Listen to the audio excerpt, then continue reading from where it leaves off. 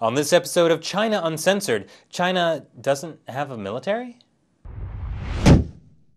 Hi, welcome to China Uncensored. I'm Chris Chappell. So, China doesn't have a military, and I know what you're thinking. Now hold on, Chris. It seems almost every day we hear about China developing a new fighter jet or aircraft carrier or threatening military action against Japan. Okay, sure, there was that time China's state-run media, CCTV, used footage from Top Gun and passed it off as a military drill.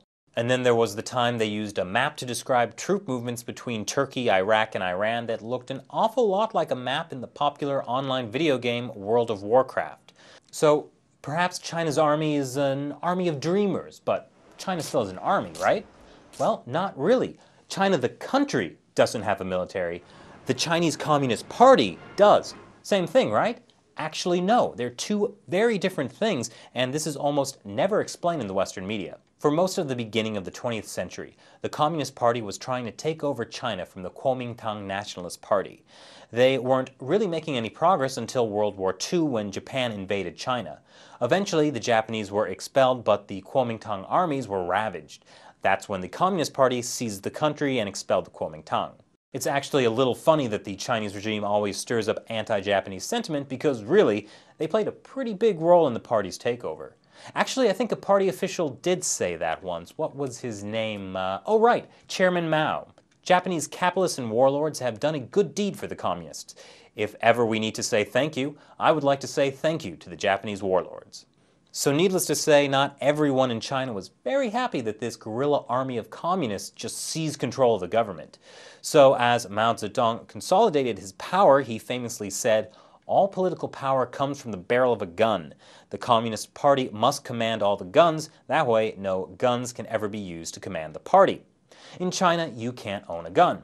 The only ones with guns are the People's Liberation Army, and they're controlled directly by the Chinese Communist Party, not the state or the government of China." That's 3 million soldiers, the world's largest active military, that pays allegiance directly to the Communist Party, not to the Chinese government, and they're certainly not there to defend the Chinese people. There is no state military, only the hired guns of the party.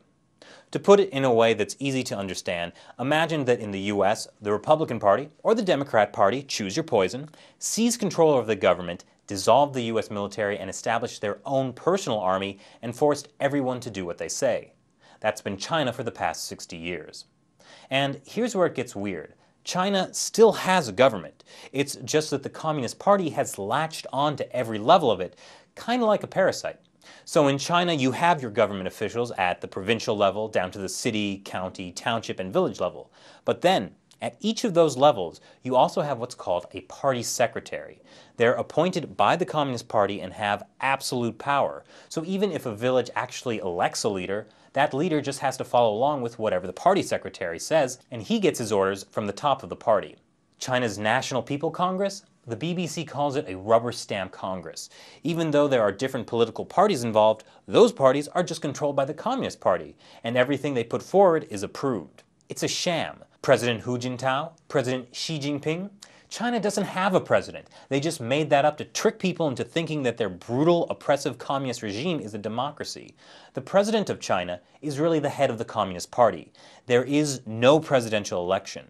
In reality, China is in the grip of the Communist Party, and they control all the guns. Thanks for watching this episode of China Uncensored. Once again, I'm Chris Chappell. See you next time.